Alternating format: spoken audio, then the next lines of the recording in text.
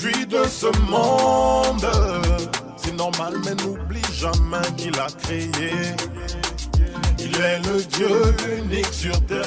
Bonsoir à tous, bienvenue dans votre émission Révélation, l'émission qui vous révèle les mystères cachés du cosmos, du surnaturel, avec le révérend pasteur Jonas Soubian de l'église Philadelphie, ministère de combat et de victoire.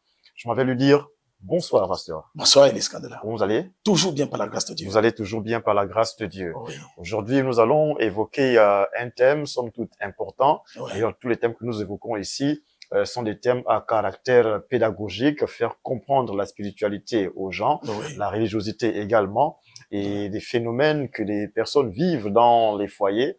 On sait qu'il y a des systèmes occultes qui manipulent évidemment les consciences et les personnes. Oui. Et pour ça, vous avez la capacité, la possibilité de pouvoir venir à bout d'un certain nombre de phénomènes que des gens vivent dans leur ménage et voilà, et dans leur famille.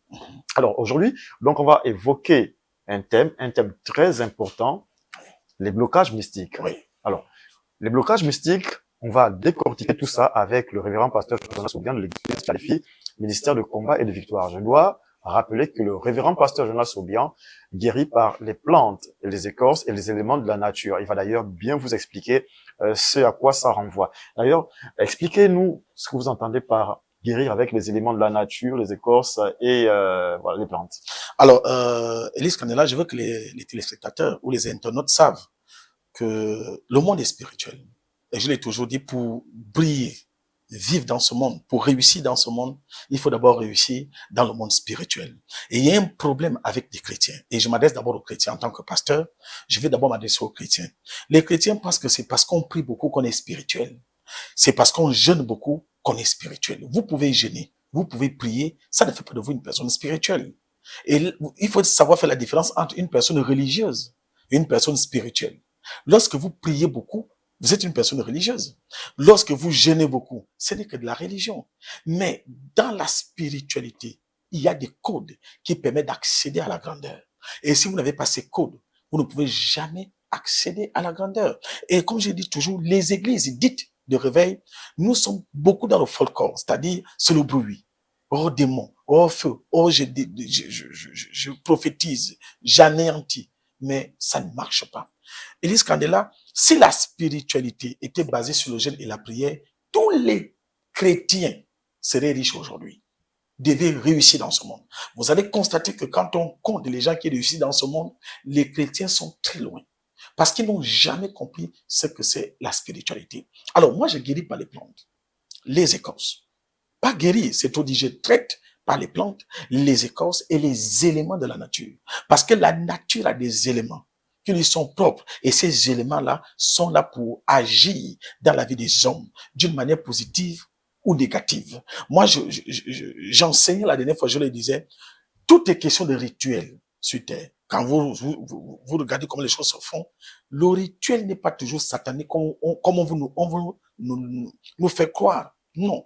Regardez lorsque Isaac veut bénir Ésaü. Isaac aime Ésaü. C'est son fils. Mais l'amour qu'Isaac a pour son fils, ça ne suffit pas. Pour que Isaac accède à la grandeur, il faut que certains éléments de la nature se mettent en mouvement pour lui. Et voilà pourquoi le père va lui dire, va en brousse, va chasser une bête, prépare comme j'aime, avec du bon vin. Après avoir mangé, je te bénis. C'est un rituel. Alors, en nous parlant des blocages mystiques, la sorcellerie au cœur de la société africaine, c'est quand vous doutez de la sorcellerie, c'est que vous n'avez pas encore été victime ou vous ne réalisez pas. Et vous allez constater que le Satan, pour nous garder en captivité, il met en nous l'ignorance. Dans le monde spirituel, il y a 3 sortes d'esprits. Il y a les esprits maléfiques, il y a les esprits démoniaques, il y a les esprits sataniques. Mais à l'église, c'est confondu. On pense que tous ces esprits-là sont issus de Satan, mais ils n'ont pas les mêmes missions. Un esprit maléfique, et là nous parlons des blocages mystiques, c'est l'esprit maléfique qui amène des blocages. Mais d'où vient cet esprit? Cet esprit est un esprit de famille. C'est-à-dire, votre vie n'avance pas, il y a un esprit de mal.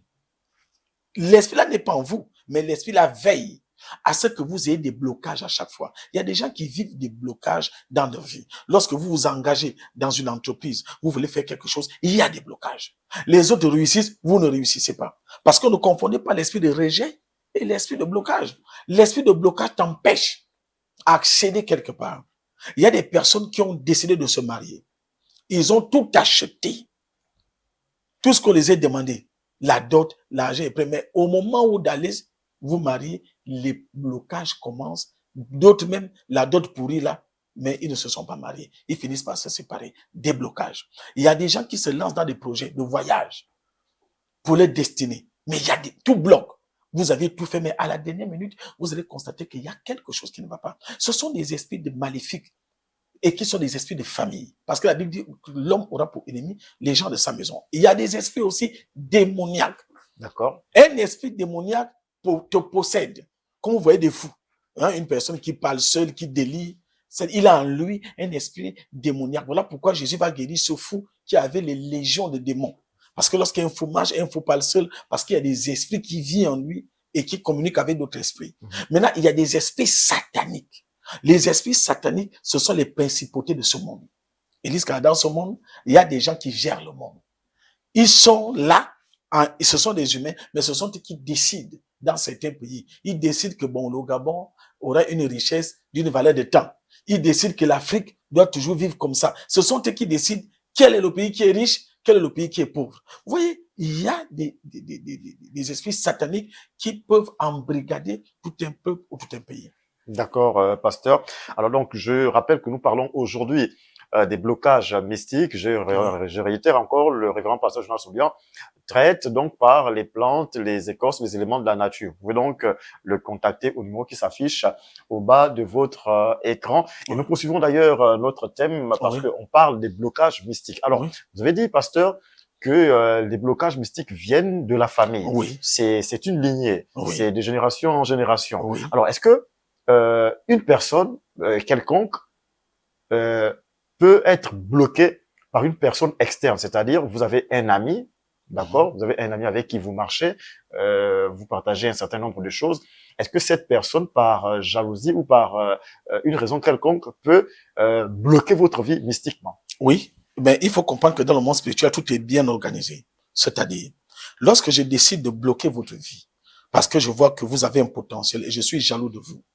Et qu'est-ce qui se passe dans la spiritualité? Quand je me connecte à vous, il faut que j'ai, dans le monde spirituel, vous allez constater que nous avons deux sortes d'esprits. Il y a, dans le monde spirituel, des esprits qui te défendent, qui te protègent. Il y a aussi d'autres qui sont contre toi, qui sont issus de ta famille, tes aïeux. C'est pas tout le monde dans ta famille qui était d'accord avec ton père ou ta mère. Donc nous avons des ennemis. Que ces ennemis soient physiques ou spirituels, mais nous avons des ennemis de nos familles dans la spiritualité qui sont nos aïeux. Alors, je veux bloquer ta vie. Qu'est-ce que je fais? Je vais dans le monde spirituel et je dis, par exemple, Élise Candela, qui répond au nom d'Élise Candela. Il y a un aïeux de la famille qui va dire, c'est mon nom. Maintenant, si cet aïeux n'est pas avec vous, à partir de là, je tisse l'alliance avec vous pour vous faire du mal. Ne pensez pas que on bloque les gens, on se lève un bon matin et puis on vient bloquer les gens. Non, le monde de la sorcellerie est bien organisé. Ton ami peut te bloquer, mais quand lui te bloque, il fait tout pour entrer en contact avec un de tes aïeux spirituels qui est décédé et qui est contre toi, qui n'agit pas en ta faveur, qui devient ton ennemi. Et puis, il se connecte à lui et du coup, tu te retrouves à bloquer. Et les blocages viennent surtout des familles. Et moi j'ai écouté, et je veux parler aux téléspectateurs et les internautes qui nous suivent. Moi, j'écoute des gens dire non, mon père m'a mis au monde. Pourquoi mon père va me bloquer? Pourquoi il ne m'a pas tué depuis le bas âge? C'est les églises sont on a toujours entendu cette phrase-là. Oui. Que ton père ne t'a pas bloqué depuis 20 ans, 30 ans. C'est qui va le faire. Voilà. Mais les gens ne comprennent pas quelque chose. Élise Candela, je suis du Nord. Chez nous, on garde des moutons. Ou encore les poules. Tu gardes ta poule ou ton mouton. Nous, on donne les noms aux moutons. Tu lui donnes même à manger. Quand tu l'appelles, il vient. Il mange à ta main. Il vient avec toi. Tu les laves. Tu les caresses. C'est ton mouton. Mais quand décembre arrive, tu as déjà programmé que le 25, je l'égorge. Et quand le 25 décembre arrive, tu l'égorges. Parce que il était prévu que tu le manges. Quel que soit l'amour que cet animal avait pour toi ou que toi tu avais pour lui. C'est ta poule, tu vas finir par l'égorger. C'est comme ça avec les sorciers. Les sorciers, c'est pas parce qu'ils te gardent. Ils te gardent justement Parce qu'il sait qu'à un temps, il va te livrer. Qu'on le veuille ou pas. Il attend que tu arrives à maturité. En maturité, et puis il te livre. Il y a des gens qui sont dans des tontines de mangeurs d'hommes. Donc, qu'est-ce que ces gens-là font? Ils sont là, ils attendent, ils disent, bon, dans 4 ans, c'est mon fils qu'on va manger. Donc, ne dites jamais parce que, ne dites pas non, mon père ne m'a jamais fait du mal. Pourquoi c'est à 30 ans, 40 ans qu'il va le faire? Mais il t'a gardé là pour une mission bien particulière. L'homme aura pour ennemi les gens de sa maison. Que vous le voulez ou pas, tout le monde peut devenir sorcier dans ta famille. Voilà. Que vous le vouliez ou pas, tout le monde peut être sorcier dans ta famille et même à l'extérieur de ta famille, donc les amis, Oui. Les connaissances, Oui. Quelqu'un vous jalouse, Oui. vous savez pas, vous baladez avec quelqu'un, un ami que vous confiez toute votre vie, tous vos secrets, Oui. et ces personnes peuvent se servir de ça pour atteindre à vos vies. À vos vies. Oui. Et du coup, vous sentez que non, plus rien ne fonctionne. Mais moi, j'ai envie de poser la question, pasteur, mais comment savoir que là, nous sommes dans une situation de blocage mystique? Mais les blocages mystiques, c'est-à-dire, je l'ai toujours dit, l'être humain a une capacité de savoir que quelque chose ne va pas dans ma vie. On peut avoir tous des échecs. Ne confondons pas les échecs et les blocages. Je peux me lancer dans un business et puis j'échoue. Ça ne veut pas dire que je suis bloqué. Mais quand tu échoues à chaque fois, tu n'échoues même pas. Parce que échouer, c'est quoi? J'arrive à atteindre mon but, mais le résultat que j'attendais n'est pas ce que j'espérais. Oui. Mais le blocage, c'est que tu n'arrives même pas à atteindre le but. Tu as des projets, mais des projets qui ne finissent pas. Tu as des projets pour ta vie, mais tu n'arrives pas à aller jusqu'au bout, à les réaliser. Les projets de ta vie sont toujours inachevés. Les projets de mariage qui n'arrivent pas à aboutir. Les projets de santé qui n'arrivent pas à aboutir. Les projets dans le cursus scolaire qui n'arrivent pas à aboutir. Donc, tout ce que tu fais n'aboutit pas. Ça va toujours, c'est inachevé. C'est bloqué. Je connais des personnes aujourd'hui qui se sont lancées dans beaucoup d'activités qui n'arrivent pas à aller jusqu'au bout. C'est comme vous allez voir certaines maisons où la personne a commencé à construire, après, boum, il est bloqué, il n'arrive pas. Vous voyez, c'est ça, beaucoup de gens vivent ce genre de situation. Les blocages et les scandales, nous les vivons au quotidien. Et ceux qui me suivent, les blocages mystiques, ce sont des maladies 100% spirituelles. Si vous ne vous levez pas, vous ne trouvez pas qui peut vous sortir de là, la situation va rester la même. Et les blocages mystiques ne sont pas parce qu'on a jeûné. Et ce que je vais expliquer aux gens, les gens pensent qu'on reçoit tout par le jeûne. Jésus a dit, ce genre de démon ne peut que partir par le jeûne et la prière. Il n'a pas dit ce genre de bénédiction, ces genres d'opportunités. Les opportunités ne viennent pas parce que tu as jeûné. La bénédiction ne vient pas parce que tu as jeûné. Non, ce sont les démoniaques qui ont besoin d'être jeûnés. Les gens nous parlent de Anne. Mais Anne a jeûné pour... Anne n'a pas dit, je vais aller jeûner pour 3 jours. Anne a dit, je jeûne. Si Dieu ne me répond pas, je n'arrête pas mon jeûne. Mais aujourd'hui, Élise Candela, le jeûne est devenu public et populaire dans nos églises. Est-ce qu'on peut faire ça aujourd'hui? C'est-à-dire, vous jeûnez, vous parlez à Dieu, il ne vous répond pas, vous vous dites, bon, tant qu'il ne m'a pas répondu, je ne m'arrête pas de jeûner. C'est possible de nos jours de le faire? Il faut être outillé spirituellement. Voilà pourquoi les chrétiens échouent. Parlons un peu de jeûne Esther. Esther doit aller chez le roi. Elle n'est pas la seule concubine. Le roi a beaucoup de concubines. Et vous ne pouvez pas vous présenter chez le roi si c'est pas votre tour. Il sait que celle se présente pour mourir. Elle décide de jeûner. Mais quand Esther jeûne, Esther, la Bible dit, elle s'est assise dans la poussière.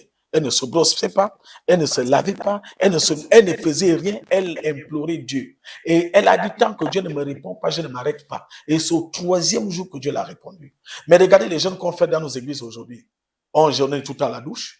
Première chose, on jeûne étant propre, on jeûne en train de se laver à chaque fois pour ne pas se fatiguer, on jeûne, on est sur WhatsApp, sur Facebook. Moi, je vois même des pasteurs qui, sur Facebook, ils prennent les caméras, ils mettent la soutane blanche, ils prennent la Bible, ils vont monter sur les montagnes, et puis on filme, on met sur Facebook, on dit, papa est dans la montagne.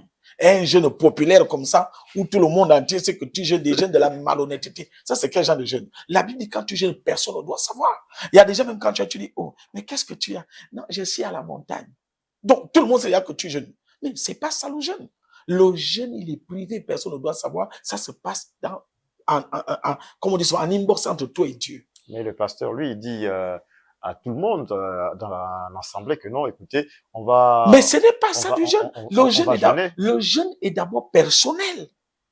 Attention, vous n'allez pas imposer les gens à jeûner pendant qu'ils ne veulent pas jeûner. Il y a des gens qui jeûnent dans les églises, ils ne veulent pas jeûner. Et d'accord. Mais on les impose à jeûner. J'ai envie de vous poser une question Mais là. vous ne vous jeûnez pas, vous vous privez de nourriture. Là, j'ai envie de vous poser une question là tout de suite, pasteur. Oui. Le jeûne est censé apporter quoi à celui qui le pratique? Merci. Et je veux que les téléspectateurs me comprennent bien. Si tu es dans une église où le pasteur vous fait des 45 jours de jeûne, tu auras des problèmes d'estomac. Parce que ton organisme est constitué que ton estomac doit toujours avoir de quoi se nourrir. Alors, si tu permets que ton estomac tourne au vide, tu auras des problèmes d'estomac. Alors, en sortant du jeûne, la situation va s'empirer. Ne confondez pas le jeûne et vous privez de nourriture. Le jeûne ne te rend pas riche. Et si le jeûne rendait les gens riches, toutes les églises et les chrétiens qui se trouvent seraient des personnes riches aujourd'hui. Mais vous allez constater que les gens qui souffrent les plus, c'est les chrétiens. Parce qu'ils n'ont pas encore bien compris la spiritualité. Est-ce que ce n'est pas une question de foi lorsqu'on se met en jeûne, lorsqu'on se met à jeûner? Est-ce que ce n'est pas une question de foi et celui-ci a plus de foi qu'un autre? Jamais. Et lui, son jeûne, je ne sais, c'est-à-dire il jeûne, il veut obtenir forcément quelque chose, je ne sais pas c'est quoi la chose. Et il va se mettre dans des conditions idéales pour pouvoir faire aboutir le résultat de son jeûne. Est-ce que ce n'est pas une affaire de foi, de croyance? C'est-à-dire, je crois fermement que le jeûne que je suis en train d'observer va porter des fruits escomptés. Élise Candela, quand vous êtes pauvre, vous êtes prêt à tout pour sortir la pauvreté. Et donc, y compris le jeûne. Oh, y compris le jeûne. Donc, ce n'est pas question de foi ou de volonté, non. C'est que les gens n'ont pas encore bien compris le concept du jeûne. Et ça a été mal expliqué dans nos églises. Voilà pourquoi je disais tout à l'heure, on pense dans nos églises, on nous enseigne en pensant que c'est en jeûnant beaucoup qu'on finit par recevoir et qu'on devient spirituel. On n'est pas spirituel parce qu'on jeûne. La Bible dit que Daniel va jeûner, va faire un jeûne de 21 jours. Pourquoi? Il a demandé quelque chose à Dieu, mais il n'avait pas encore eu de réponse. Écoutez-moi très bien. Il n'avait pas encore eu la réponse de ce qu'il attendait. Et lorsqu'il jeûne, c'est pourquoi? Parce qu'il se rend compte que ce qu'il a demandé à Dieu, il n'a pas encore eu. Donc, il faut que Dieu lui réponde. Mais dans le monde spirituel, la bénédiction ou bien les réponses à la prière ne se passent pas comme beaucoup de gens pensent. La Bible dit, lorsque Daniel a prié, Dieu a dépêché l'ange pour venir donner la bénédiction à Daniel. Mais cet ange a été bloqué au 3e ciel par le prince de Perse, le chef d'état-major, l'ange qui est le chef d'état-major de l'armée satanique a bloqué l'ange qui était chargé à donner la bénédiction de Daniel. Vous avez certainement posé la question, comment l'ange satanique peut bloquer l'ange de Daniel? Mais vous devez comprendre que dans le monde satanique, dans le monde spirituel, c'est comme dans l'armée. Tous les anges ne sont pas les anges de combat. Dans l'armée, il y a des militaires, ils ne sont pas tous des commandos. Dans l'armée, vous trouvez des cuisiniers, des Michelin, des mécaniciens. Vous trouvez même des bureaucrates. Mais ils sont tous dans l'armée, mais ils ne sont pas tous des commandos. Et dans le monde spirituel, chez les anges, il y a des anges qu'on appelle des anges Gabriel. Eux, ce ne sont pas des anges de combat, ce sont des anges qui viennent annoncer des bonnes nouvelles. Hein, ils viennent annoncer, c'est l'ange Gabriel qui dit à Marie que tu es enceinte, tu vas enfanter un fils, on l'appellera Emmanuel. C'est l'ange Gabriel. C'est l'ange Gabriel qui dit à la femme de Manoah,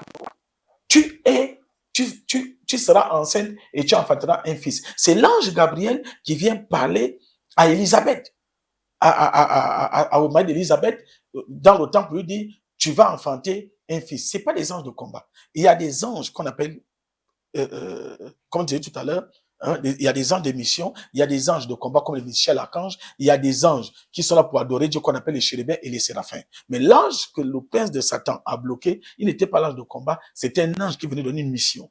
Mais quand Daniel a jeûné, cet ange a été libéré. Et Dieu dit quoi? L'ange dit à Daniel, avant que tu ne commences à prier, en fait, ta prière avait déjà été exaucée, mais j'avais été empêché. Donc le jeûne n'est pas pour te rendre riche, Élise Candela. Le jeûne, c'est d'abord pour ton épanouissement spirituel. Parce que quand tu jeûnes, ça permet à ton esprit d'être un peu plus élevé. Voilà, tu peux mieux communiquer avec Dieu. Mais c'est pas parce que je parle avec mon Père que mon Père me donne tout ce que je veux. Je ne peux que parler à Dieu par la prière. Parce que vous allez constater que le langage change selon les autorités qui sont devant vous. Lorsque vous parlez avec votre ami, vous avez un langage. Lorsque vous parlez avec votre mère, votre père, vous avez un langage. Lorsque vous parlez avec votre patron, vous avez un langage. Vous allez constater que votre langage va varier selon les autorités qui sont devant vous.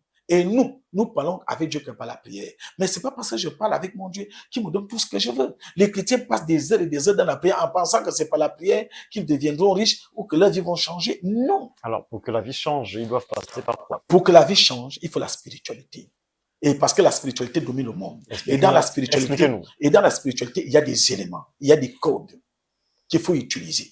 Ces codes-là, je ne peux pas les expliquer ici parce que c'est toute une école.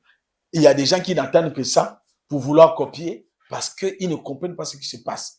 Et dans la spiritualité, comme je disais, il y a des codes, Élise Kandela. Si vous ne savez pas utiliser les codes de la spiritualité, vous ne pouvez pas. Voilà pourquoi vous voyez des églises où les gens sont remplis, ils sont à côté du pasteur, mais leur vie ne change pas. Je connais ce genre de femmes-là qui sont à côté du pasteur, qui servent le pasteur, elles ne sont pas mariées, elles n'ont pas d'enfants. On te dit non, je ne prie, je ne prie. Peut-être que vous leur donnez pas l'onction. Vous dites? Peut-être que vous leur donnez pas l'onction. Vous Non, avez l'onction. il faut d'abord que ces pasteurs soient des pasteurs appelés. Parce que beaucoup ne sont pas appelés. Hein. Élise Kandela, oui, vous pouvez penser servir Dieu. Vous pouvez servir Dieu et que Dieu n'est pas avec vous. Dieu n'est pas derrière les gens qui ne connaissent pas. Hein. Il y a des églises aujourd'hui, on dit le nom de Jésus matin, le nom de Jésus le soir, mais c'est pas autant que Jésus est là. Donc, c'est d'abord ça. Il faut d'abord cet appel. Est-ce que Dieu t'a appelé? Parce que quand Dieu t'a appelé, il t'équipe. Lorsque Dieu envoie Moïse en Égypte, Moïse dit, mais je ne veux pas me retrouver en Égypte et je vais dire, Dieu m'a envoyé, suivez-moi, ils ne vont pas me suivre. Dieu demande à Moïse, tu as quoi sur la main? Il dit, j'ai le bâton. Et c'est sur ce bâton que Dieu va mettre le pouvoir. Et c'est avec ce pouvoir que Moïse va arriver en Égypte, va mettre ce pouvoir en œuvre. Les Israéliens, les Juifs, quand ils ont vu le pouvoir qui accompagnait Moïse, ont décidé de suivre Moïse. Vous ne pouviez pas être appelé, mais vous êtes incapable de guérir les gens, de les traiter. Et c'est là où Jonas Obien, moi, je rentre en jeu. Parce que moi, je traite par les plantes, les écorces et les éléments de la nature. Parce que la prière ne suffit pas. Je veux que les téléspectateurs me comprennent que le monde spirituel est développé. Le monde spirituel est en mouvement perpétuel. Les pasteurs aujourd'hui sont restés carrés, figés sur ce qu'on les a appris. Élise Kandela, le démon, Satan peut traiter de Satan. Satan n'est pas idiot. Satan sait déjà que, regardez un peu le signe de croix. Avant, nous, on savait que quand tu fais le signe de croix, même le fantôme disparaît. Quand tu fais le signe de croix, tu es blindé. Mais aujourd'hui, tu fais le signe de croix et un démon, lui, il fait ça. Il te montre ça bien. Il refait ce que tu fais. Mais il y a encore une autre chose. Il y a une expression à la mode, oui. Nul et sans effet. Mais nul et sans effet n'est pas une prière. Moi, je vois des gens, ils voient le corbillard passer. Nul et sans effet. Nul et sans effet, c'est une prière. C'est pas parce que tu as dit nul et sans effet que Satan aura peur de toi. Satan n'a pas peur de nul et sans effet. La nature a des exigences qui lui sont propres. Et la spiritualité, Élise Kandela, moi, j'adore la spiritualité. Je la mange, je la vis. Parce que moi, je ne suis pas un pasteur théologien et religieux. C'est vrai, je suis pasteur, mais je ne suis pas un théologien. On a beaucoup de pasteurs de théologie. Les pasteurs théologiens, la façon ils récitent la Bible. Non, il est écrit. Non, Jésus a dit. Il peut te réciter toute la Bible, tous les versets pour convaincre, pour parler, mais au fond, il n'y a rien.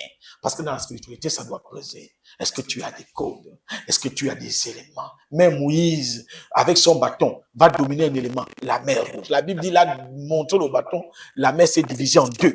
Pourquoi? Le bâton qu'il avait dominé l'élément, qui était l'eau. Mais dans la spiritualité, il y a des éléments que tu dois dominer. Ces éléments-là doivent se mettre en mouvement pour toi. Ces éléments doivent t'obéir. Et quand les éléments t'obéissent, dans ce monde, tu vas régner. D'accord. Maintenant, pasteur, qu'on a compris que là, nous sommes en situation de blocage mystique. Quand on a compris ça, quelle est la démarche à suivre? Quelle est la démarche à entreprendre quand on a compris que nous, on est en situation de blocage mystique? Je vais d'abord dire à ceux qui me suivent, sortez dans les églises, on malmène vos corps par les jeunes et les veillées de prière. Les veillées de prière ne font plus peur à Satan. Combien de veillées de prière tu as fait? Tu es où aujourd'hui? Combien de jeûnes tu as fait? Ta vie est où aujourd'hui? Pareil. Quoi? Donc ça veut dire que les veillées de prière là sont impuissants devant Satan. Ça veut dire que les jeûnes que tu fais sont impuissants devant Satan. Il y en a qui font des veillées de prière chaque vendredi, chaque samedi. Oui, mais leur vie sont pareilles. Élise Kandela, je ne peux pas faire quelque chose qui ne m'apporte pas. Donc, je fais ça tous les jours. Ma vie est pareille. Ça veut dire que ça ne marche pas. Vous savez, je vous dis une chose. Être idiot, c'est quoi? Un imbécile, c'est quoi? Celui qui répète la même chose. En pensant avoir un changement, en pensant avoir un résultat différent. Donc, tu fais la même chose en pensant avoir un résultat différent. Tu es un imbécile. Et dans la spiritualité, excuse-moi du terme, il y a des imbéciles. Il y a des gens qui font toujours les jeûnes et les prières, les veillées des prières. Mais les choses ne changent pas. Mais ils insistent toujours à faire, en espérant que ça va changer. Depuis que tu brises, depuis que tu mets le Tu feu. mets le feu parce que Satan est développé. Je vous ai dit, dans la spiritualité, Satan est un mouvement perpétuel. Satan est passé à un autre niveau. Et il faut que nous aussi, nous puissions évoluer. Et c'est là où les écorces et les plantes rentrent en jeu. C'est ce dont on a besoin. Les choses doivent changer. Et les scandales. Je vais ouvrir une parenthèse en disant, si vous me le permettez, et j'ai suivi une vidéo où un monsieur disait, personne ne peut voir Dieu et vivre. Est-ce que vous savez que dans le monde spirituel, on voit Dieu? Ah bon? Oui. Expliquez-nous. Je vous explique. La personne dit, personne ne peut voir Dieu et vivre. Oui, c'est écrit dans la Bible, dans Deutéronome. Il dit, personne ne peut voir Dieu et vivre. C'est vrai. Parce que c'est un être suprême. C'est un être surnaturel. Mais ça ne veut pas dire que Dieu ne parle pas aux hommes. C'est que vous vous trompez. C'est quand vous lisez la Bible et que vous la lisez avec votre intellect classique, vous allez vous perdre. Parce que les intellectuels n'arrivent pas à comprendre la Bible. Parce que la Bible n'est pas un livre des intellectuels. La Bible est un livre spirituel et surnaturel. Et le Dieu que nous servons, il est spirituel. Quand la Bible dit personne ne peut voir Dieu et vivre, ça veut dire quoi? Ça veut dire que si Dieu descend dans toute sa forme, tu peux pas. Parce que c'est un être supérieur et surnaturel. Si vous me le permettez, dans le désert, les enfants de Dieu vont dire à Moïse, on est fatigué que tu viennes nous dire que Dieu te parle. Nous aussi, on veut que Dieu vienne nous parler. Quand Dieu a décidé de leur parler, la Bible dit que les collines s'ébranlaient, le tremblement de terre, le vent, et même ils ont dit, non, Moïse, dis à ton Dieu de ne plus nous parler, il n'a parlé qu'à toi. La Bible dit, quand Moïse arrive, parle avec Dieu. Dieu s'est monté en quoi? À un charbon ardent qui brûlait, mais le feu ne consumait pas. Le feu ne consumait pas le charbon ardent. Alors, c'est Dieu qui parlait. Dans la spiritualité, Élise Candela, on voit Dieu. Mais sauf que Dieu se manifeste en toi selon le moyen, le degré de ta spiritualité. Moïse a parlé avec Dieu. Et vous, vous avez vu Dieu, vous avez... Votre degré, c'est lequel? Et vous avez vu Dieu à quel degré? Dieu, comme je dis, vous pouvez dormir, vous faites un rêve. Et dans ce rêve, vous voyez votre mère qui vient vous parler, qui vous dit, demain ne faites pas ça, ou faites comme ça pour telle situation. Mais c'est Dieu qui vous parle. Mais c'est un être surnaturel, il est spirituel. Non, mais écoutez-moi. Mais c'est votre aïeux, là. Non, il prend. Là, qui vous parle. Ce n'est pas lui qui vous parle. C'est ça. Vous prenez Dieu dans le physique. On vous dit bien, il est spirituel et surnaturel. Il peut prendre toutes les formes possibles. Mais là, on est là. Vous avez votre grand-mère ou votre arrière-grand-mère qui vient vous parler. Mais qu'est-ce qui vous dit que c'est votre grand-mère? Comment attends, écoutez-moi. Comment votre grand-mère qui est morte vient encore vous parler? Il n'est plus censé vous parler. Ça veut dire quoi? Ça veut dire que dans la spiritualité, ce que je vais vous faire comprendre, c'est que Dieu peut prendre toutes les formes pour vous parler. Il peut prendre la forme humaine pour vous parler. Il faut que les gens arrêtent de dire Dieu ne parle pas aux hommes. Dieu ne peut pas. Si Dieu ne peut pas, on ne peut pas voir Dieu et vivre. Oui, dans sa forme normale, si Dieu descend, vous ne pouvez pas vivre. Mais sauf que Dieu peut prendre des formes qui sont à votre niveau spirituel pour vous parler. Dieu peut prendre des formes qui sont à un niveau où vous pouvez... Regardez ce qui va se passer, lui de Patmos. La Bible dit, l'ange descend et vient parler à Jean. Quand Jean a vu l'ange, Jean a commencé à adorer l'ange. C'est l'ange qui lui dit, non, je ne suis pas Dieu, je suis ton compagnon de combat. Même l'ange dans toute sa forme, si l'ange descend dans sa forme, tu ne peux pas vivre. Parce que ce sont des êtres spirituels, extrêmement spirituels. Combien de fois Dieu? Maintenant, sauf que quand Dieu veut te parler, il peut prendre toutes les formes. C'est ce que je vais faire comprendre aux gens. Qui a dit à la femme de Manoah que Dieu va enfanter un fils? Mais c'est Dieu. Il a pris quelle forme? La forme d'un homme ordinaire. Lorsque lorsque Joseph cherchait ses frères qui sont allés à la plantation et Moïse se perd, la Bible dit qu'il a croisé un vieux homme. Cet homme-là, ce vieux-là, c'était qui? Mais c'était Dieu. Il prend toutes les formes pour nous parler. Donc, arrêtez de dire que Dieu ne peut pas parler aux hommes. Parce que vous prenez la Bible, par votre intellect classique, Dieu parle aux hommes. D'accord. Voilà. Dieu parle aux hommes, il parle encore aujourd'hui, il parlera demain et certainement après-demain. Mesdames, Messieurs, c'était donc l'émission Révélation, l'émission qui vous révèle un certain nombre de choses cachées. Alors, donc, le révérend pasteur Jonas Obiang a certainement un mot à vous dire pour le mot de fin et on va rendre l'antenne. Vous qui me suivez, c'est Dieu qui a permis que vous écoutiez cette émission. Chrétien ou pas. Je ne suis pas un pasteur qui ne guérit que des chrétiens.